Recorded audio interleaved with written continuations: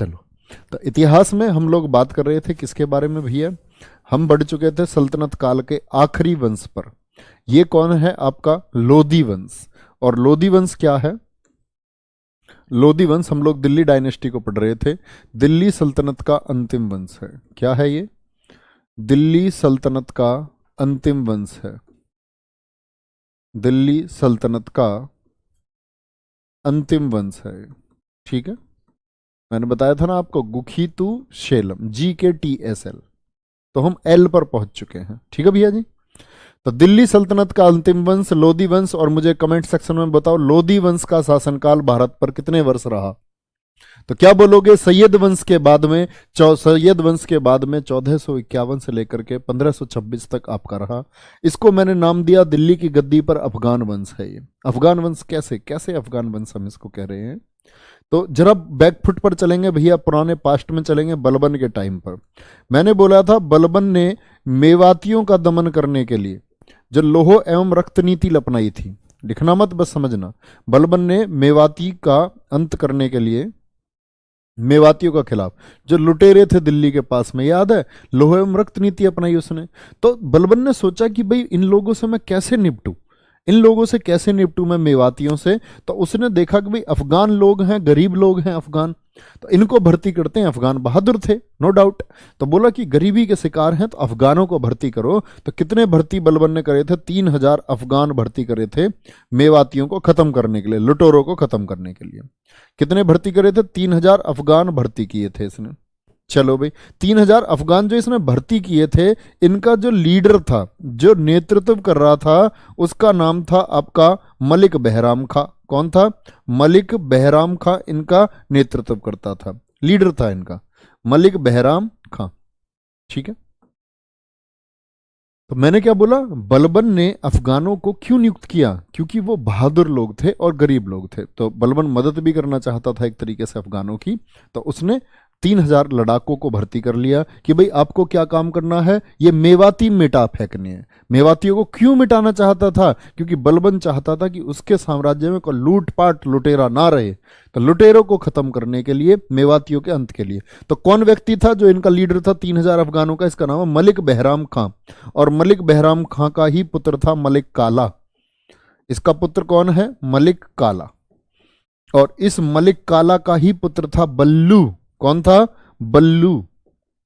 बल्लू, आज बल्लू तुम्हारी जेल से फरार। संजय दत्त वाला बल्लू मत समझ लेना, बल्लू मतलब बहलोल लोधी है। कौन है ये? बहलोल लोधी। तो अफगान किस तरह आए? और यही बहलोल लोधी है जो मुल्तान का गवर्नर रहा। ये बहलोल लोधी कौन है? ये बहलोल लोधी था मुल्तान का गवर्नर। कहाँ का गवर्नर था? मुल्तान का गवर्नर बन गया था ये बाद में। और मुल्तान का गवर्नर इसको किसने नियुक्त किया था? तो सैयद वंश के जो संस्थापक थे खिज्र खां, इन्होंने नियुक्त किया था। किसने? खिज्र खां ने नियुक्त किया था। ये तो जर्नल डिस्क्रिप्शन हुआ, यहां से कोई प्रश्न नहीं पूछा जाएगा। ये सिर्फ मैं आपको ये बात समझा रहा हूं कि ये अफगान वंश हम इसको क्यों कहते हैं। तो बलबन के समय पर इन अफगानों की जो एंट्री है वो भारत में हुई। इन लोगों ने नेतृत्व किया मेवातियों को मिटाने में। उन्हीं का एक पुत्र हुआ मलिक बहराम खां का। कौन? मलिक काला। कौन हुआ? मलिक काला। और एक और था, क्या बोलेंगे इसका? एक और था जो इसके चाचा बोलते हैं इसको हम, सुल्तान खां। 2 पुत्र थे दरअसल में इसके भैया। इसके कितने बेटे थे? 2 बेटे थे मलिक बहराम खां के। एक तो मलिक काला और एक सुल्तान खां। तो ये बहलोल लोधी के पिता कौन है? मलिक काला। वापस चलते हैं अपनी बात पर। तो समझ चुके हैं, थम्स अप करके बताएंगे एक बार कि अफगानों की एंट्री भारत पे कैसे हुई है। वापस आ जाओ भाई।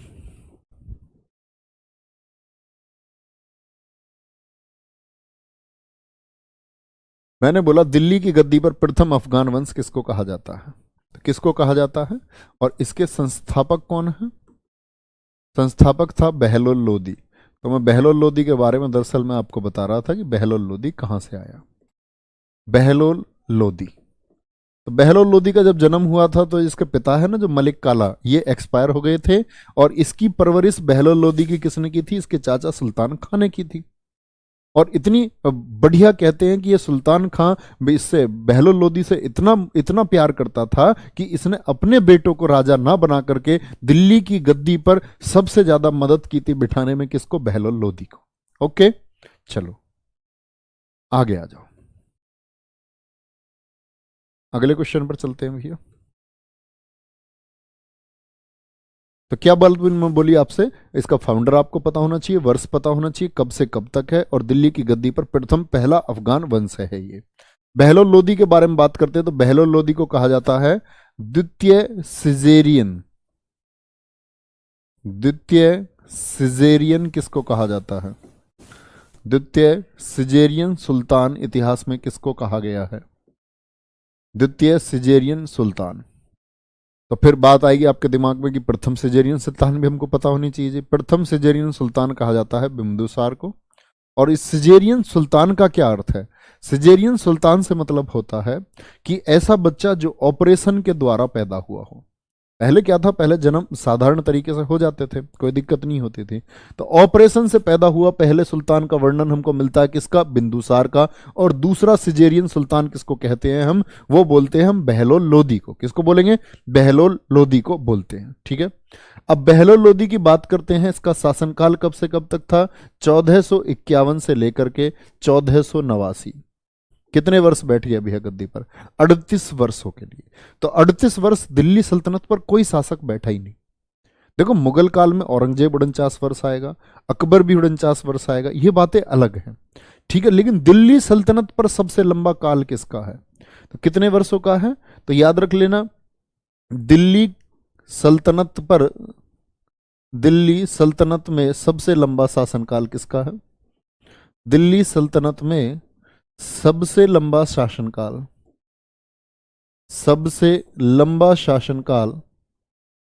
किसका था? क्या बोलोगे भैया जी? बहुत आसान सी बात होगी।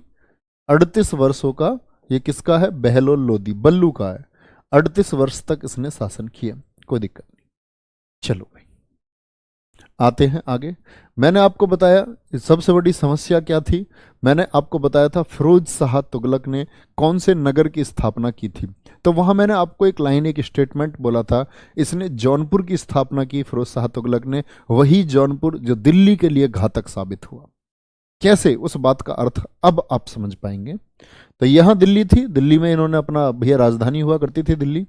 ठीक है, इधर उत्तर प्रदेश में था जौनपुर, यहां क्या था? जौनपुर। ठीक है, और जब जौनपुर को किसने स्थापित किया था? जौनपुर एफएसटी ने बसाया था, इस बात में तो कोई दिक्कत ही नहीं है। तो एफएसटी के बाद में क्या हुआ कि यहां जो शासक था, जौनपुर में जो शासक था, इसका नाम था, दरअसल में नाम तो इसका है ख्वाजा जहान। क्या नाम था? ख्वाजा जहान था।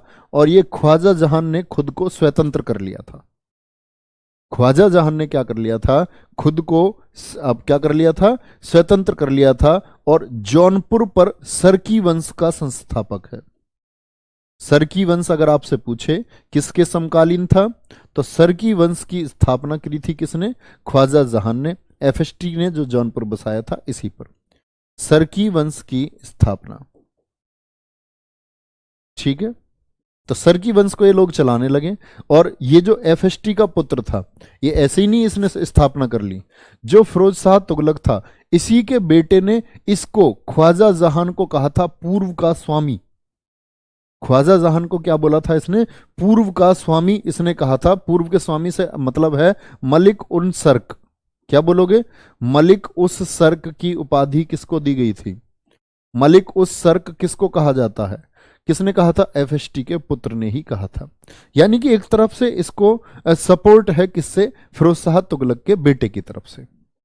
और जब भैया आप एक बात समझो, इस जौनपुर से जो दिल्ली की गद्दी पर है, अब जौनपुर इनके कंट्रोल में रहा नहीं, जौनपुर से इनका कंट्रोल खत्म हो गया। तो इधर कौन से क्षेत्र थे? बिहार और उड़ीसा। बिहार, बंगाल हो गया, उड़ीसा हो गया। तो इन क्षेत्रों से जो रास्ता होकर के जाता था वो जौनपुर से जाता था। तो क्या हो गया? जौनपुर से कनेक्शन खत्म होने का मतलब है कि इधर आपका बंगाल और बिहार पर आधिपत्य नहीं रह पाएगा। इसीलिए जौनपुर को कंट्रोल करना जरूरी था। लेकिन दरअसल में होगा क्या, ध्यान से देखेंगे तो आपको एक बात याद रखनी है कि ये जो ख्वाजा जहान था ना, इसी के बाद में ख्वाजा जहां तो हो गया, ये आपका कहां कहां, तुगलक वंश में। ये तो संबंध रखता था तुगलक वंश से, ठीक है। तुगलक हुए, तुगलक के बाद में फिर सैयद हुए, तो ये ख्वाजा जहान इसके बेटे चलते रहे। लेकिन इसके बाद में यह इंपॉर्टेंट है कि ये लोग शासन करते रहे यहां जौनपुर पर, इनका सरकियों का, जौनपुर पर सरकियों का कंट्रोल रहा। लेकिन एक व्यक्ति आया, हुसैन शाह सरकी, हुसैन शाह सरकी। तो यहां हमें याद रखना है, हुसैन शाह सरकी को बहलोल लोदी ने हराया था। किसने हराया था? बहलोल लोदी ने हराया। समझ रहे हो? जो आपका तुगलक वंश के समय से, तुगलक वंश के समय से फिरोज शाह तुगलक के बाद में जौनपुर का कंट्रोल किसके पास चला गया था? जौनपुर का कंट्रोल चला गया था आपका, ऐसे समझो जैसे वो थे ना आपका गुड्डू भैया और मुन्ना भैया और कालीन भैया, तो ऐसे समझो जौनपुर का कंट्रोल किसके पास चला गया था? ये चला गया था जौनपुर का कंट्रोल आपका सरकी वंश के पास में। इनके पास ही रहा, इनकी संतानें चलती रहीं। लेकिन पहला शासक दिल्ली की गद्दी पर कौन हुआ जिसने जौनपुर का कंट्रोल छीन लिया और दिल्ली की तरफ नहीं किया? दिल्ली अब भी नहीं करेगा एक, तो क्या करेंगे? इसने हुसैन शाह सरकी को बहलोल लोदी ने हराया। और वहां अब आएगी जड़ की बात, और वहां अपने बड़े बेटे बारबक शाह को नियुक्त कर दिया। अब भी दिल्ली के अधीन नहीं किया, बारबक शाह को नियुक्त कर दिया। बारबक शाह को नियुक्त किया, बोला अब यहां बारबक शाह बैठेगा। ऐसा नहीं है कि दिल्ली के अधीन करके बोलता कि दिल्ली से ही कंट्रोल चलेगा। और यही बारबक शाह कौन है? इसका बड़ा बेटा। और इसका जब छोटा बेटा आएगा बहलोल लोदी का, दोनों के बीच में संघर्ष होगा। इसीलिए कहते हैं कि जौनपुर दिल्ली के लिए संकट बन गया था भविष्य में। ठीक है, बहुत बढ़िया, बहुत शानदार। गुड्डू पंडित, बबलू पंडित, प्रांजल मौर्य, नमस्कार नमस्कार। रतिशंकर चाचा भी हैं गुरुजी। ठीक है, देखो बच्चा, फिर से समझो मेरी बात को। मैंने क्या बोला? मैंने बोला इधर दिल्ली में बहलोल लोदी संस्थापक था, ओके। और यहां क्या था? जौनपुर किसने बसाया था? अगर आपने पिछली क्लास की है, फिरोज शाह तुगलक ने।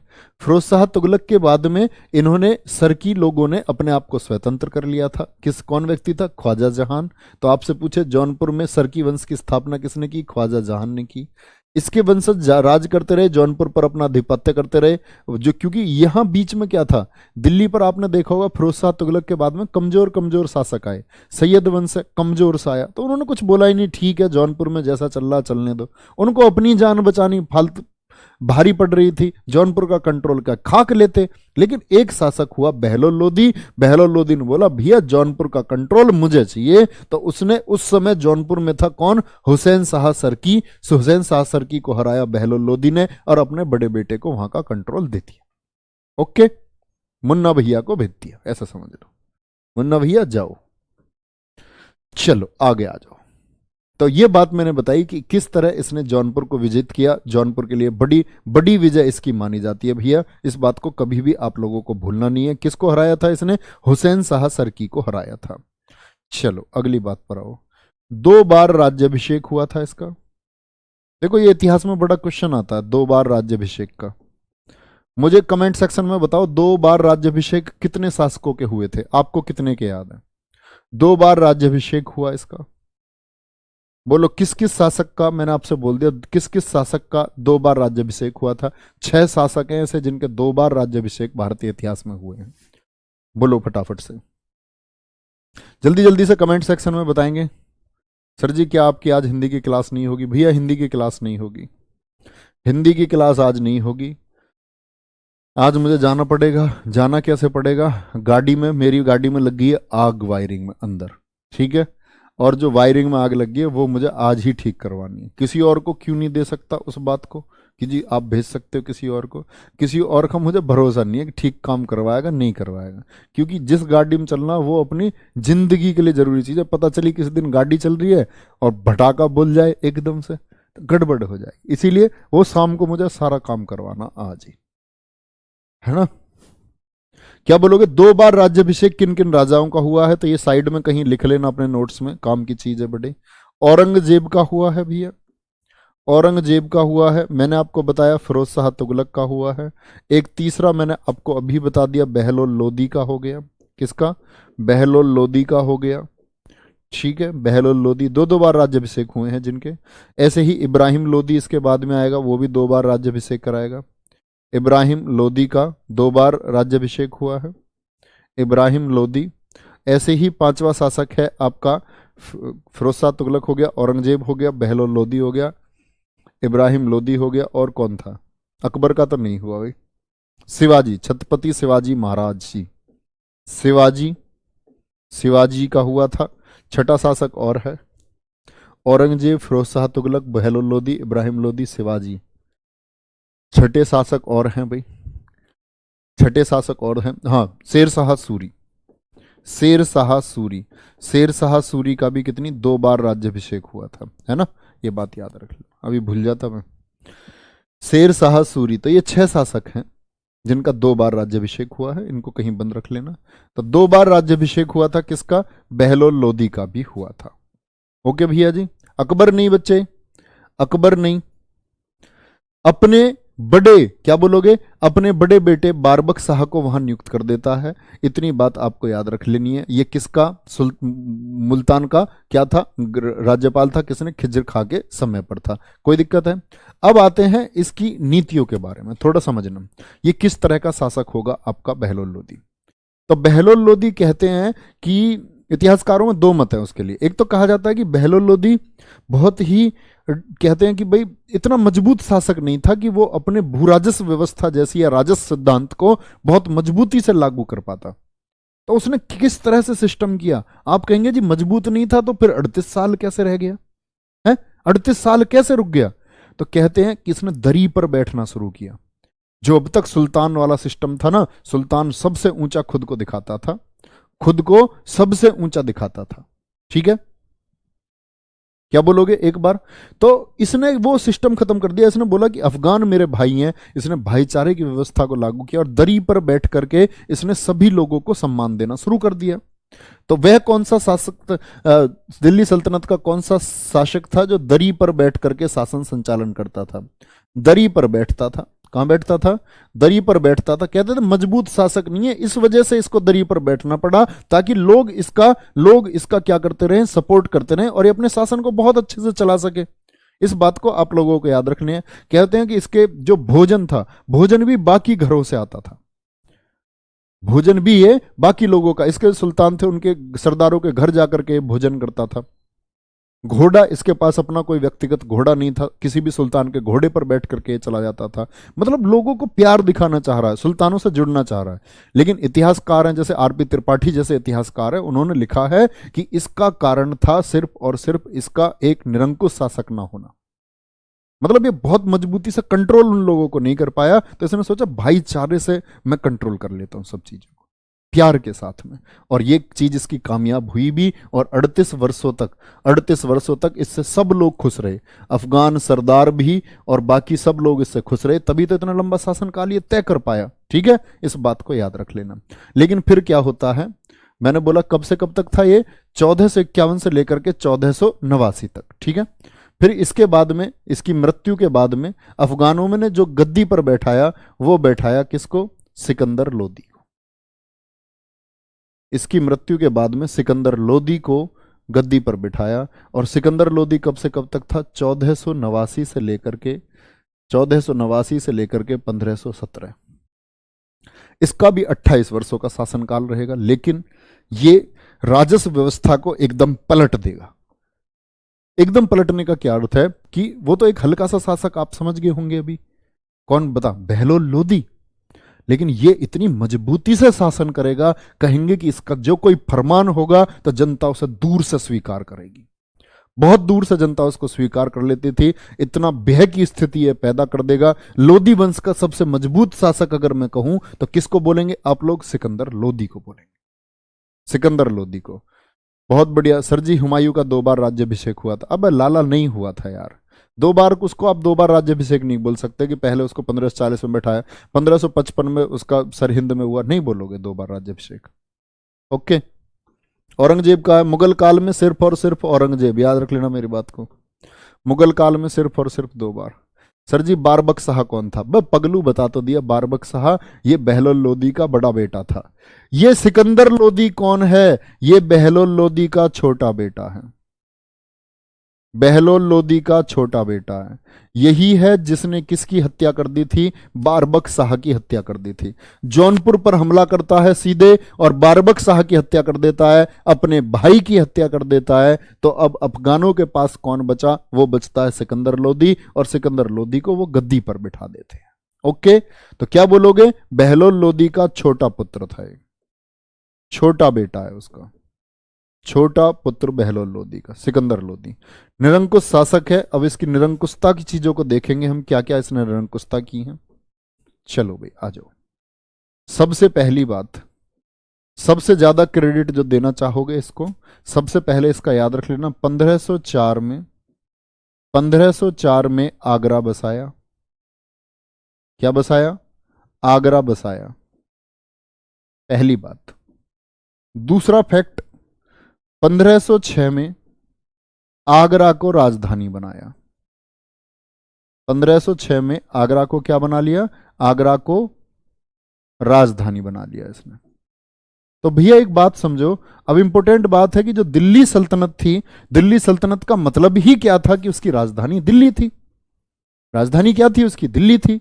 तो दिल्ली सल्तनत पे हमने एक चीज देखी कि 1506 से लेकर के फिर 1526 तक, यानी 1506 से लेकर के 1526, तो 1506 से लेकर के 1526 तक राजधानी कौन रही? आपकी आगरा रही। ओके, आगरा कब तक राजधानी रही? आगरा राजधानी रही 1526 तक, और 1526 में ही आपका भैया जो ये सल्तनत काल है ये खत्म भी हो जाएगा। इंपॉर्टेंट बात है कि इसने आगरा बसाया क्यों? वाय, आगरा को इसने बसाया क्यों? आगरा को बसाने का भैया जी एकमात्र कारण था कि ये राजपुताना पर विजय चाहता था, राजपुताना क्षेत्र पर यह विजय चाहता था। और इसके समकालीन शासक थे राणा सांगा। राणा सांगा का नाम सुना है? राणा कुंभा के पुत्र राणा रायमल, रायमल के भी पुत्र कौन थे? राणा सांगा। एक हाथ कटा हुआ, शरीर पर बताए जाते 80 बड़े घाव, जो किस्से खानवा का युद्ध भी लड़े बाबर से, वीरता के बड़े किस्से हैं, राजपुताना के बड़े किस्से हैं, जिसमें कहा जाता है कि इन्होंने मतलब अपने मातृभूमि की रक्षा के लिए, मातृभूमि की रक्षा के लिए अपना सर्वस्व बलिदान कर दिया। तो ऐसे राजपूत शासक हुए राणा सांगा। बहुत जगह आप देखते होंगे प्रतिमाएं हैं, उनका दायां हाथ नहीं है, दायां हाथ में बताऊंगा वो खतौली के युद्ध में उनका कट गया था। ठीक है, तो भैया कहते हैं कि एक बड़ी मशहूर पंक्ति है एक, तो मशहूर पंक्ति है, किसकी मशहूर पंक्ति है? रामधारी सिंह दिनकर की। रामधारी सिंह दिनकर ने लिखा था, जब मैं राजस्थान की भूमि पर जाता हूं तो मेरे पैर कांप जाते हैं, मेरे पैर इस बात के लिए कांप जाते हैं कहीं मेरे पैर के नीचे किसी वीर की समाधि तो नहीं है। तो ऐसा राजपूतों का इतिहास रहा है। इधर देखेंगे, आओ वापस से, क्या बोला मैंने? 1506 में आगरा को राजधानी बनाया। और ये आगरा कंट्रोल इसका क्यों लिया इसने? देखो आगरा को आप देखते हो तो आगरा से राजस्थान की सीमाएं बहुत नजदीक हैं, दूर नहीं है, बहुत नजदीक हैं। तो आगरा बनाने का इसका उद्देश्य यही था। ये इसका इंपॉर्टेंट काम है जिसको सबसे ज्यादा पूछा जाता है। ठीक है, चलो भाई, आगरा बसाया। और आगरा के साथ में यही लिख लेना, राजस्थान में बादलगढ़ का किला बनाया। राजस्थान में बादलगढ़ का किला, राजस्थान में बादलगढ़ का किला। तो बादलगढ़ का किला कहां बनाया था? राजस्थान। ये भी किसके लिए? राजपुताना को कंट्रोल करने के लिए। ठीक है, राणा सांगा मतलब इसके समय से होकर के आगे तक रहेंगे, आगे युद्ध लड़ेंगे, एक्टिव होंगे वो इब्राहिम लोदी के समय पर। ठीक है,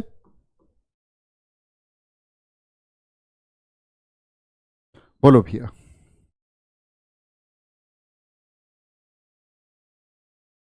बहुत बढ़िया राहुल सिंह जी, वेरी गुड, बहुत शानदार। चलो, वह ऐसे प्रश्नों पर बहुत ध्यान रहता तुम्हारा। वह कौन सा सुल्तान था जो दरबार में नंगा जाता था? गूगल कर लो कौन सा नंगा जाता था, होली मनाने कौन सा जाता था, मोहम्मद बिन तुगलक जाता था, दाढ़ी कौन सा नहीं रखता था। बे प्रश्न नहीं आते हैं परीक्षा में, दाढ़ी नहीं रखता था, ऐसे ऐसे पूछोगे प्रश्न जिनका कोई अर्थ नहीं है। अभी आएगा दाढ़ी रखने से लेकर के सब कुछ बताऊंगा आपको, भैया घबराओ मत, थोड़ा शांति रखो, आगे के प्रश्न क्यों पूछते हो। क्या बोला मैंने, बादलगढ़ का किला किसने बसाया, सिकंदर लोदी ने, 1504 आगरा, ये इंपॉर्टेंट बात है, 1506 में इसको राजधानी इसने बना लिया, ठीक है, ये सभी बातें आपको पता होनी चाहिए। सबसे मजबूत गुप्तचर प्रणाली किसकी थी, सबसे मजबूत गुप्तचर प्रणाली, गुप्तचर बोलते हैं जासूस को, स्पाई, प्रणाली किसकी थी। आप कहोगे जी भैया जी ये तो अलाउद्दीन खिलजी की थी। अलाउद्दीन खिलजी ने गुप्तचर प्रणाली को विकसित तो किया था लेकिन सबसे मजबूत नहीं थी। दिल्ली सल्तनत में सबसे मजबूत जो गुप्तचर प्रणाली है वो किसकी है, सिकंदर लोदी की है।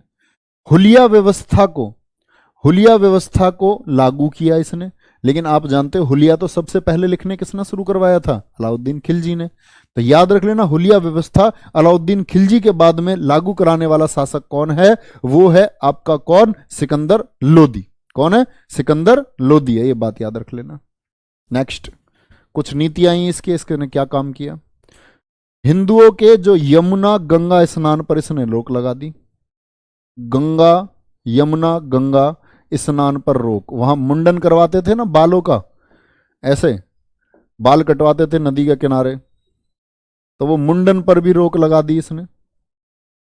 चलो भाई, मुहर्रम पर जो मुस्लिम समाज के लोग आपका वो ताजिया निकालते हैं, मुहर्रम पर ताजिया इसने बंद करवा दिया। क्या बोला, ताजिया खत्म करो, ताजिया दुख प्रकट करते हैं वो लोग अपना, ताजिया बंद। ताजिया सर्च कर लेना, ताजिया क्या होता है देख लेना एक बार। तो दुख प्रकट करने का एक तरीका होता है। मुहर्रम पर ताजिया निकालना किस शासक ने बंद करवाया था, वो इसी ने बंद करवाया, ठीक है, इस बात को आप लोग याद रखेंगे। कोई दिक्कत, बहुत बढ़िया, कोई दिक्कत नहीं है बच्चे। सर जी आज पहली क्लास है, बहुत अच्छी बात है। ज्वालामुखी मंदिर को किसने तोड़ा था, ज्वालामुखी मंदिर तोड़ दिया था इसने। कहते हैं इस मंदिर को तोड़ करके इसने यहाँ की जो तस्वीर मतलब मूर्तियां थी, मूर्तियों को मांस मांस तोलने के लिए इसने दे दिया था। ज्वालामुखी मंदिर को तोड़ा था किसने, ये तोड़ा था आपका सिकंदर लोदी ने। पीर मजार पर महिलाएं नहीं जाएंगी, पीर मजार पर महिलाओं को जाने से रोक किसने लगाई, सिकंदर लोदी ने लगाई। चलो भाई आगे आ जाओ, और क्या इंपॉर्टेंट काम है इसके। भूमि पैमाइश के लिए,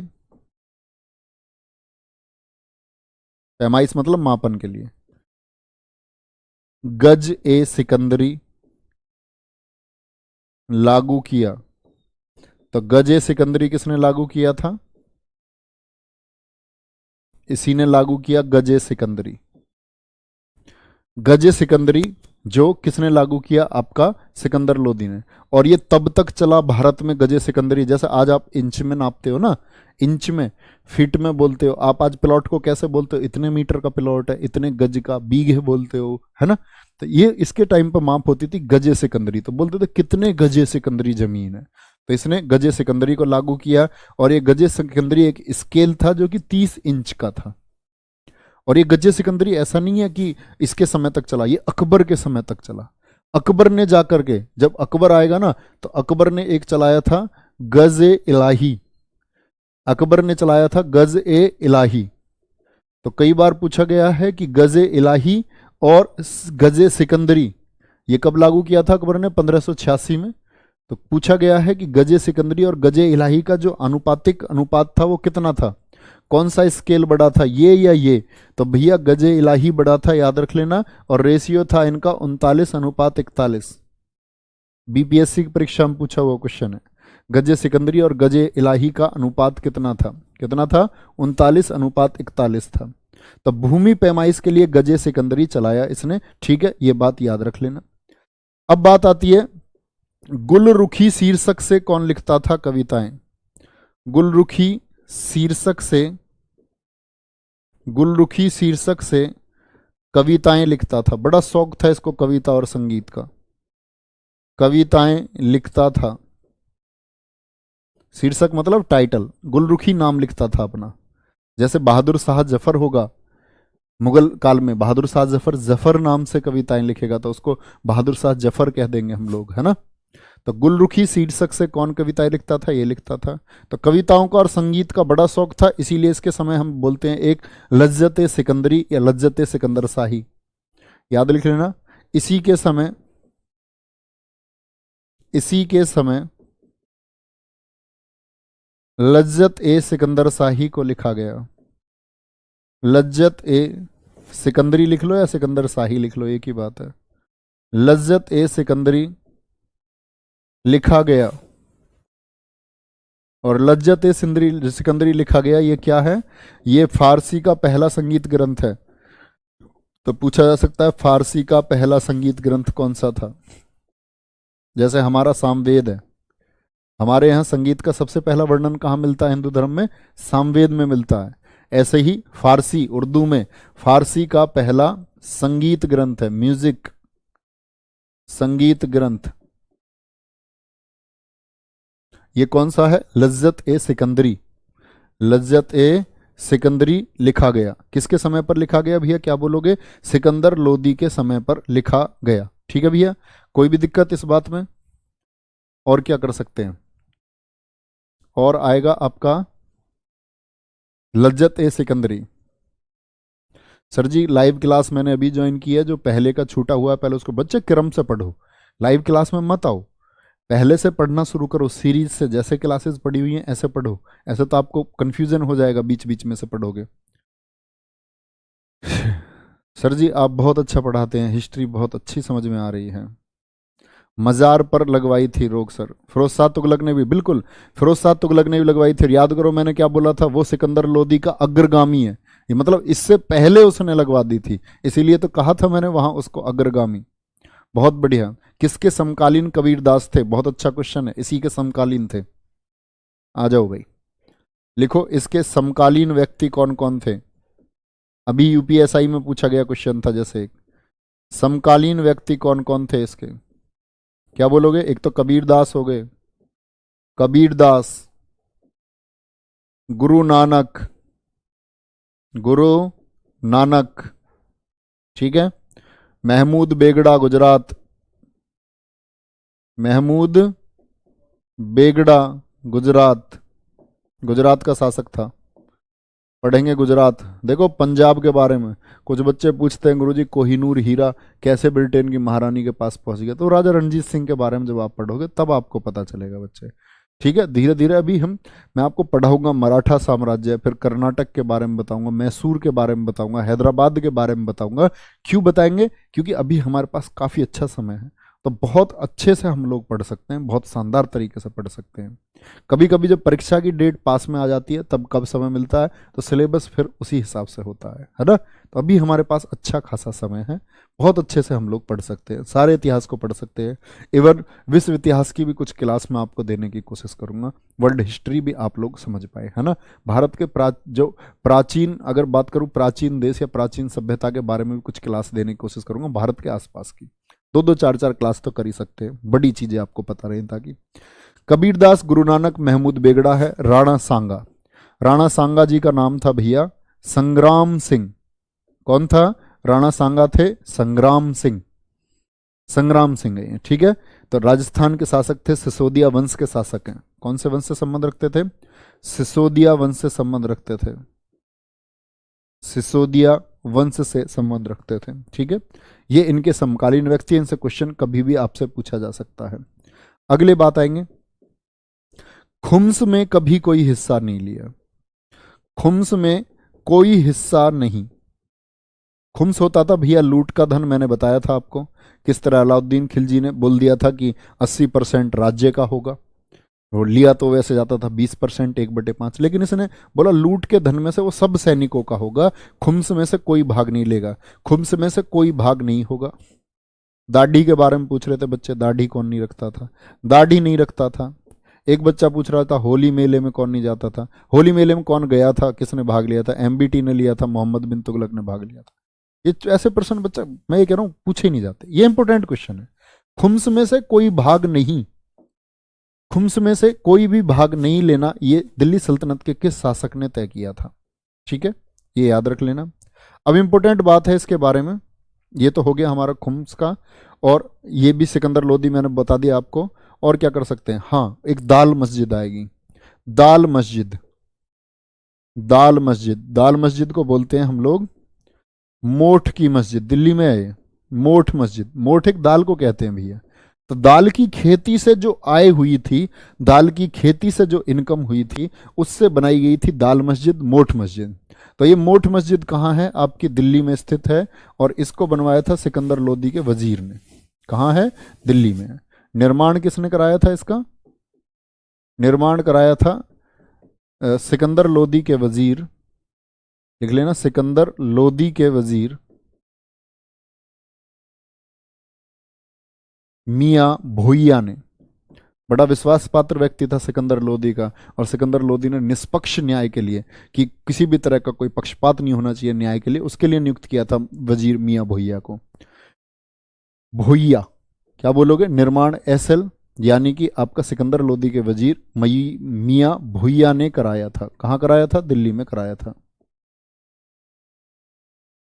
ठीक है भैया, इतनी बात में किसी को कोई दिक्कत नहीं होनी चाहिए मेरे हिसाब से। और फिर बात आती है, इसको लास्ट में गले की बीमारी हो जाती है, क्या हो जाती है, गले की बीमारी, और गले की बीमारी में इसकी हो जाती है मौत। गले की बीमारी से मौत हो गई। मकबरा इसका दिल्ली में बना देना, इसका पूछा जाता है, जो इंपॉर्टेंट शासक हैं इनके मकबरे बहुत पूछे जाते हैं। मकबरा कहाँ है इसका, दिल्ली में, लोधी गार्डन। कहाँ है मकबरा इसका, दिल्ली में स्थित है। क्या बोलोगे, मकबरा इसका दिल्ली में स्थित है। ठीक है, चलो अगली बात पर आ जाएं भैया।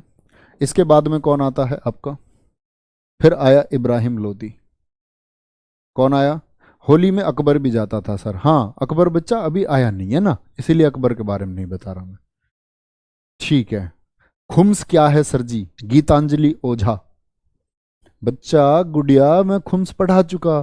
खुम्स याद करो, जब मैंने बोला 4 सारे कर खत्म कर दिए थे, अलाउद्दीन खिलजी ने 24 कर लगाए थे, वो सब खत्म कर दिए थे, वो भी खुम्स लेता था। हैं, फिरोज शाह तुगलक में मैंने बताया गुड़िया खुम्स लेता था। खुम्स 4 कर, खुम्स होता था लूट, बराबर के राज्यों से जो कुछ लूटा जाता था धन। बताने के बाद भी पूछ रहे हो, हैं ऐसा कैसे पढ़ते हो रे लाला। बहुत बढ़िया। हाँ, कुतुब मीनार की मरम्मत में लिखवा चुका हूँ, 1506 में नहीं 1505 में इसने कुतुब मीनार की मरम्मत कराई थी। बहुत बढ़िया, वेरी गुड। शासनकाल से बहुत सारी चीजें क्लियर हो जाती है यार। शासनकाल का मतलब ही क्या होता है, देखो एक बच्चे क्वेश्चन है, वास्को डिगामा कब आया, दिल्ली गद्दी पर कौन है। वास्को डिगामा आया 1498 में। अभी अब वास्को डिगामा कोई नहीं जानते होंगे बहुत सारे बच्चे, कौन वास्को डिगामा है। तो आपको ये देखना होगा 1498 में शासक कौन है दिल्ली गद्दी पर। आप स्वयं इस चीज का निर्णय कर सकते हो, स्वयं विचार करो पार्थ।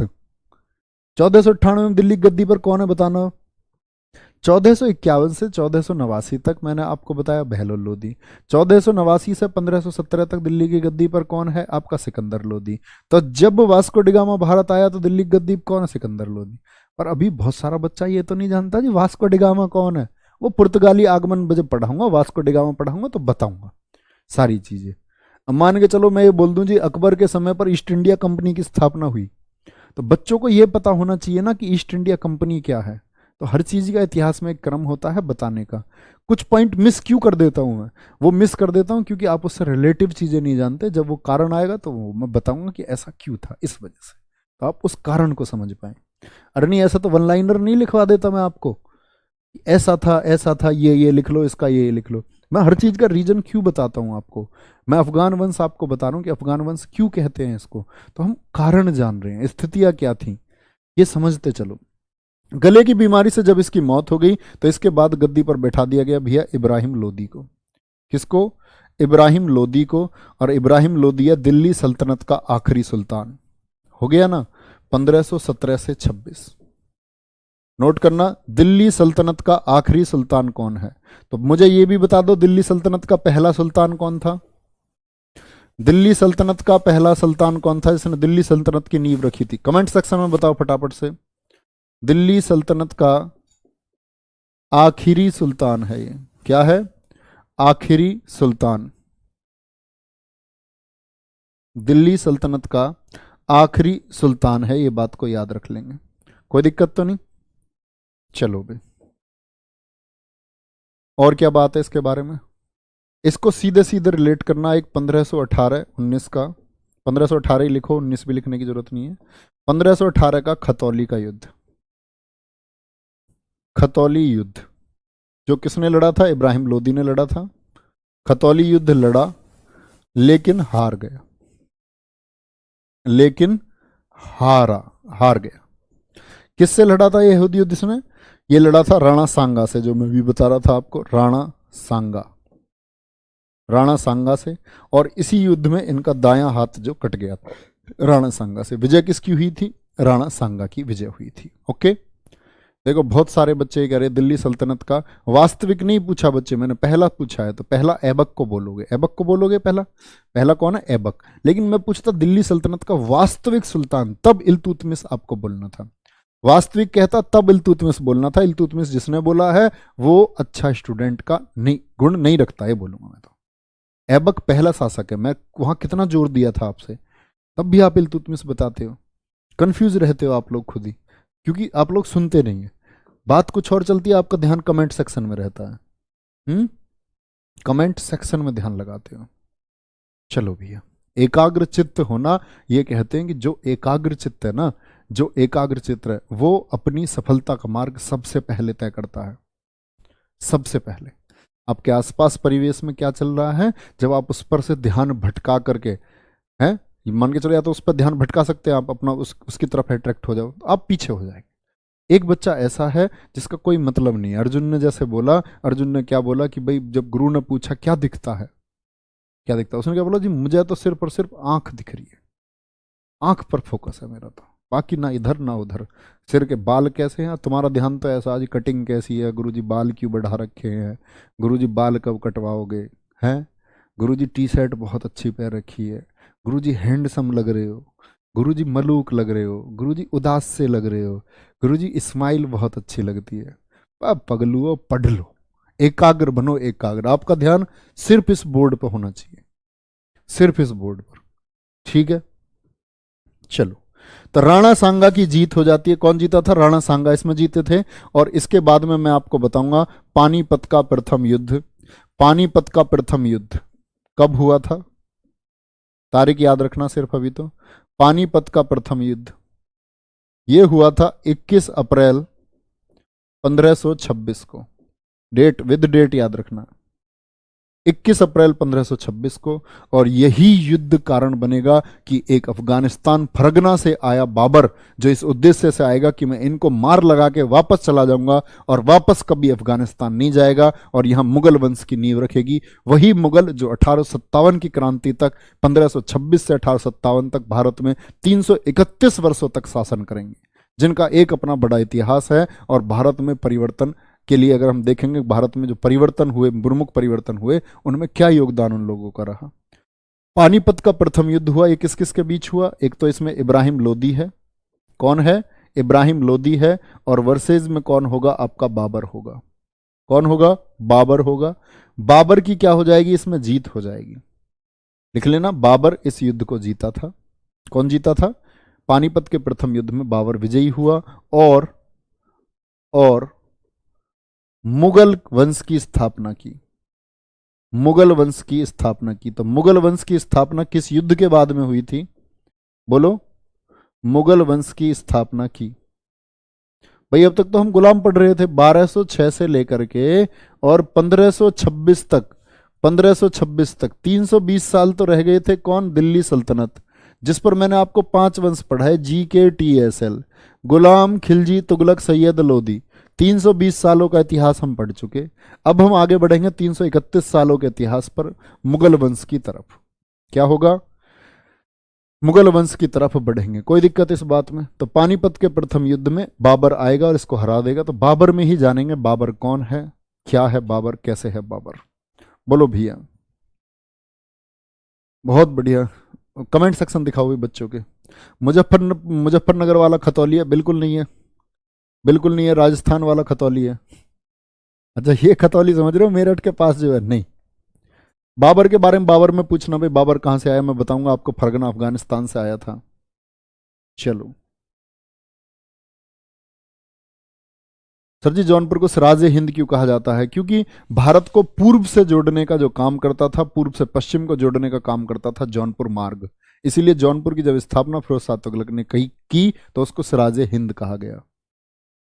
बहुत बढ़िया, आगे चलो। जैसे आपका नाम सोनू है, चलो चलो आगे चलेंगे। कमेंट मंदे चलाओ भैया, ऐसा दिखेगा नहीं। रोक रोक के कमेंट चलाओ, दिख ही नहीं रहा कुछ भी। दिल्ली सल्तनत का बहुत इंपॉर्टेंट बात की है बच्चे ने, ये मैं आपको पानीपत के प्रथम युद्ध में बताऊंगा। क्या नाम है बच्चे का? नाम दिखाओ भाई। तुम लोग मैनेजिंग नहीं कर पाते, मैं कह रहा हूं जब उसका कमेंट पढ़ रहा हूं तो दिखाओ मुझको उसे। देखो फिर भगा दिए। रजनीश, नवीन तुम करो।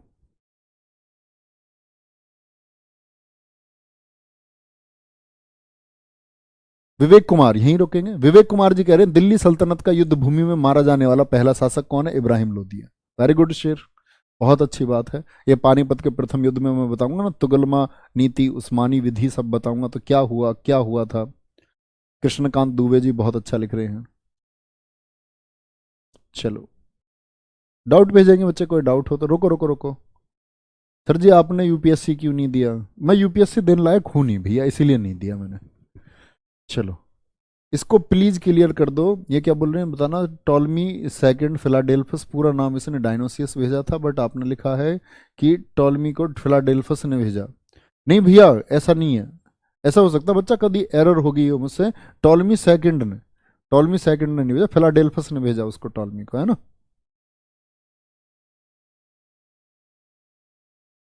मोनिका सांगवान, बिल्कुल ठीक लिख रहे हैं आप। बिल्कुल गलत लिख दिया पीडीएफ में वो। आयुष गुप्ता जी कह रहे सर जी मेरा ध्यान तो आप पर रहता, नहीं मानोगे। चलो, एक बच्चे ने बहुत अच्छा लिखा है, शायद मैंने ऐसा बोल दिया हो। एक बच्चा बोल रहा है सर जी मैंने इल्तुतमिश उत्तर इस वजह से दिया है। इस बच्चे का बहुत, देखो कितना अच्छा उत्तर दिया उसने। उसने बोला मैंने इल्तुतमिश इस वजह से उत्तर दिया, सर जी आपने पूछा दिल्ली की गद्दी पर पहला सुल्तान, और ऐबक तो सुल्तान था ही नहीं। तो इनका पॉइंट ऑफ व्यू भी ठीक है भाई। अगर सुल्तान लगा करके मैंने बोला था, तो मैं तो भूल गया मैंने क्या लगा करके बोला था। अगर सुल्तान लगा करके मैंने बोला था तो बिल्कुल ठीक बात है, फिर तो इल्तुतमिश ही उत्तर हो जाएगा, क्योंकि सुल्तान तो ऐबक था ही नहीं। ऐबक ने कभी सुल्तान की उपाधि धारण नहीं की। तो ऐसी छोटी छोटी बातों को आप लोगों को ध्यान में रखना है। चगताई तुर्क था, बिल्कुल बताएंगे भैया। सर जी क्लास में तो ऐसा चल रहा है कि डाउट क्या, डाउट के बाप बन जाएंगे। ठीक है बच्चे, तो मिल के मेहनत करने का यही फायदा होता है कि ज्यादा से ज्यादा मेहनत हम लोग जितनी कर सकते हैं उतनी करें। बहुत बढ़िया बच्चे। छोटे छोटे क्वेश्चन आप प्लीज देखो, आप अच्छे स्टूडेंट हैं। अच्छे स्टूडेंट का क्या काम होता है? इंटरनेट चलाना जानते हो, छोटी छोटी चीजों को सर्च किया करो। अब मान के चलो, टीचर का क्या काम है? टीचर ने आपको बता दिया कबीरदास इसके समकालीन है। अब आप पूछने लग जाओ जो निम्काचार्य किसके समकालीन है, आदिगुरु शंकराचार्य किसके समकालीन, रैदास, तुलसीदास, सबको पूछने लग जाओगे। तो अब ये आपका काम। आप सोचें विचारें कि क्या चीजें महत्वपूर्ण हो सकती हैं, उनको आप लोग सर्च करें। रिसर्च करो ना, आप स्टूडेंट का काम ही क्या है। जिज्ञासु बनिए और अपनी चीज़ों को खोजिए। वो कमेंट सेक्शन में नहीं मिल पाने का उस चीज़ का उत्तर, किसी एक आध का मैं बता दूंगा, फिर कोई बच्चा पूछेगा जी वो किसके समकालीन था। तो आपको रूट दिखाने का काम है हम लोगों का, है ना। परीक्षा के लिए महत्वपूर्ण चीज़ें हम कर रहे हैं, जो जरूरी नहीं है उसको नहीं करेंगे। बहुत बढ़िया।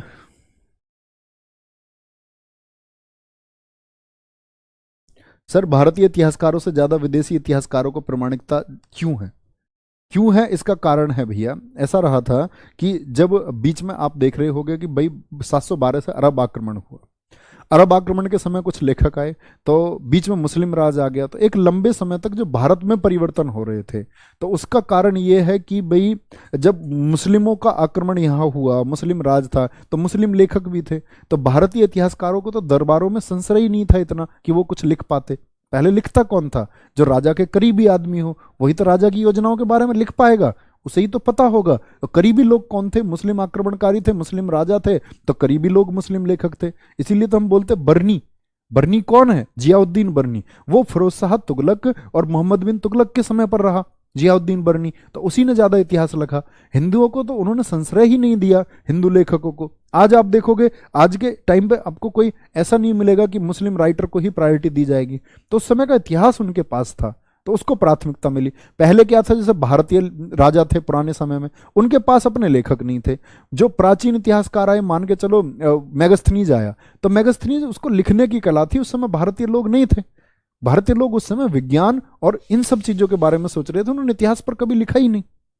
आर्यभट्ट जैसे लोग देखेंगे आप, कालिदास जैसे लोग देखेंगे, तो उन्होंने या तो वो साहित्य पर लिखा, या फिर उन्होंने किसके ऊपर लिखा? विज्ञान आदि के ऊपर, खोजों के ऊपर लिखा। बहुत एडवांस थे हम लोग, बहुत जबरदस्त। ऐसी छोटी मोटी चीज हमें पता भी नहीं था कि उन्होंने सोचा भी नहीं होगा कि भारत के बच्चों को परीक्षा देने के लिए मुस्लिमों का इतिहास एक दिन पढ़ना पड़ेगा, ऐसे आक्रमणकारियों का इतिहास पढ़ना पड़ेगा जिन्होंने भारत की अस्मिता को लूटा है। तो ये तो दुर्भाग्य है ना हमारा, कि हमारा पाठ्यक्रम ऐसा है और हमको इसको पढ़ना पड़ता है, और हमारे पाठ्यक्रम में जो चीजें होनी चाहिए वो नहीं है, जिन चीजों से प्रश्न आने चाहिए वो नहीं है। तो हम लोग क्या कर सकते हैं? तो ये मजबूरी हम लोगों की है कि हमको वो चीजें पढ़नी पड़ती हैं जो हमारे पास सोर्स है। आगे बोलेंगे। अमीर खुसरो कौन था? भैया जी बता चुका मैं, अमीर खुसरो कौन था। अमीर खुसरो था खतौली पे। भैया ऐसा होता था, जो छोटा था तो इसने खतौली पे आक्रमण किया था। आप कह रहे हैं कि जी ये जब हार गया इब्राहिम लोदी, तो फिर ये दिल्ली की गद्दी पर कैसे बना रहा 1526 तक? बहुत अच्छा क्वेश्चन है। तो ये दरअसल में वो दिल्ली नहीं आया था, ये गया खतौली। खतौली उन्होंने पराजित कर दिया, ये वापस आ गया। ठीक है। आपने कभी देखा राजपुताना के लोगों ने, मैंने बोला ना, उन्होंने कभी संघर्ष ही नहीं किया दिल्ली की गद्दी के लिए। वो लोग एकजुट होकर के दिल्ली की गद्दी के लिए संघर्ष करते, तो इन मुस्लिम शासकों को भगा देते यहां से, दिल्ली से। उनको तो यह था कि भाई हमें अपनी चीजें सुरक्षित रखनी है, सिर्फ। उनका कोई ऐसा उद्देश्य नहीं था कि भाई हम यहां से यहां तक इसको कब्जे में कर ले, इसको भी जीत ले, उसको भी जीत ले। नहीं, इतने महत्वाकांक्षी शासक हुए ही नहीं। होंगे महत्वाकांक्षी शासक, आएंगे शिवाजी जैसे शासक, छत्रपति शिवाजी महाराज, जो नौसेना तक पर अपना ध्यान देंगे, जो उनके कुछ किले ले लिए जाएंगे 23 किलो के बदले में, तो 300 किलो को जीतेंगे। ऐसे महत्वाकांक्षी शासक भी आएंगे। बहुत बढ़िया। जजिया के बारे में सर बता दो। जजिया के बारे में बच्चे देखो, जजिया सिंध क्षेत्र पर अगर कोई पूछे, सिंध के क्षेत्र पर तो लगाया कासिम ने। जो कश्मीर वाला क्षेत्र था, कश्मीर क्षेत्र पर ऐबक ने लगाया था। ठीक है, कश्मीर क्षेत्र पर किसने लगाया? ऐबक ने लगाया था। ब्राह्मणों पर जजिया पूछे तो आपका फिरोज शाह तुगलक आपको लिखना होगा। ठीक है, फिरोज शाह तुगलक ब्राह्मणों पर, मैंने बोला था इनके लिए पहले मना था, लेकिन फिर इसको लगा दिया गया। सर जी लोधी वंश की मृत्यु कैसे हुई? अबे यार, लोधी पूरे के पूरे वंश के पूछ रहा, लोधी वंश की मृत्यु। पर लोधी वंश कोई आदमी थोड़ी है, किसी का नाम बताओ यार। चलो, ये तो युद्ध में मारा गया। प्रत्याहार वंश में आपको पढ़ाऊंगा भैया बाद में।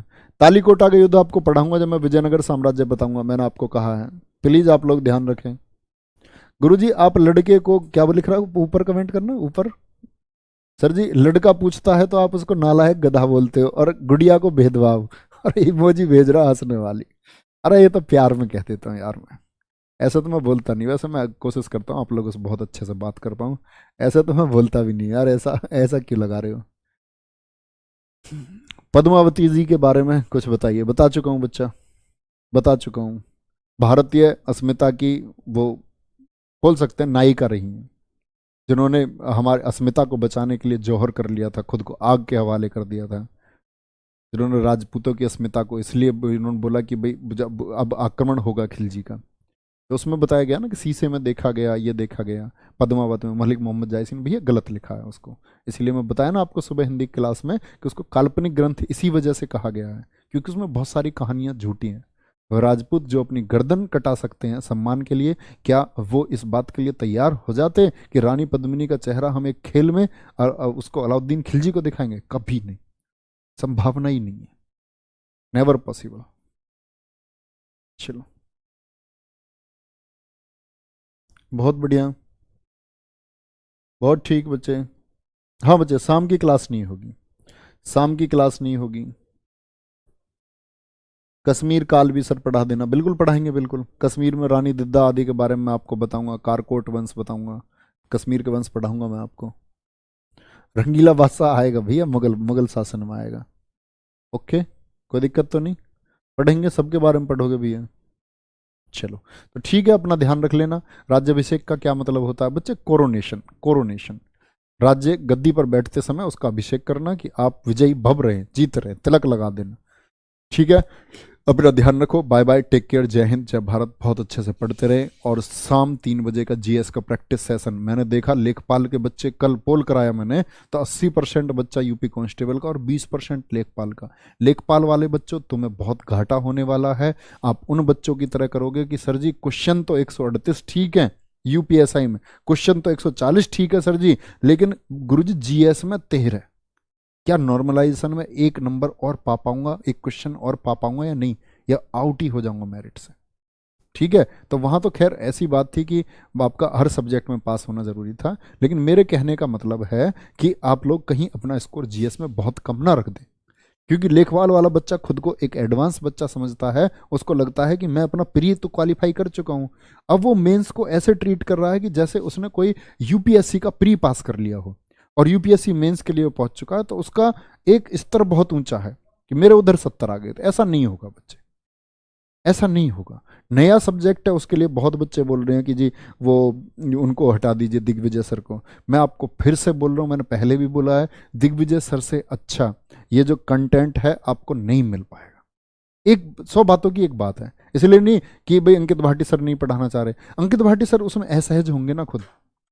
पॉलिटी सब्जेक्ट किसका? दिग्विजय सर का, तो वो उसको बेहतर पढ़ा पाएंगे। तो वो इतना शानदार उस चीज को पढ़ा सकते हैं कि आप सोच भी नहीं सकते, और जब आप परीक्षा देंगे तो शायद तब आप इस बात को महसूस करेंगे। इसलिए उनका समर्थन करिए। और कहते हैं कि ज्ञान उसी के पास पहुंचा, ज्ञान उसी के पास पहुंचा जिसने गुरु को उसी संभाव से देखा। तो ये बहुत जरूरी है कि आप किसी भी अध्यापक पर प्रश्न चिन्ह न लगाएं। आपके भविष्य के साथ किसी भी अध्यापक का भविष्य टिका हुआ है। कोई भी अध्यापक ऐसा नहीं चाहेगा कि उसका भविष्य डैमेज हो जाए। इतना तो ज्ञान एक अध्यापक रखता होगा, उसको भी पता है कि अगर गलत चीजें आपके पास गई और परीक्षा में अगर प्रश्न नहीं आ पाए किसी भी तरह से, अगर आप उनको वो चीजें नहीं पढ़ा पाए जो उनके लिए उपयोगी है, तो फिर तो उनका भविष्य खत्म है ना अध्यापक का। इसीलिए जरूर याद रखें, है ना, आप हर अध्यापक को बहुत सम्मान दें, एकाग्र होकर अपनी पढ़ाई करते रहें, बहुत अच्छे से। बहुत आगे जाना है बच्चे आपको, छोटा सफर नहीं है आप लोगों का, बहुत लंबा तय करना है।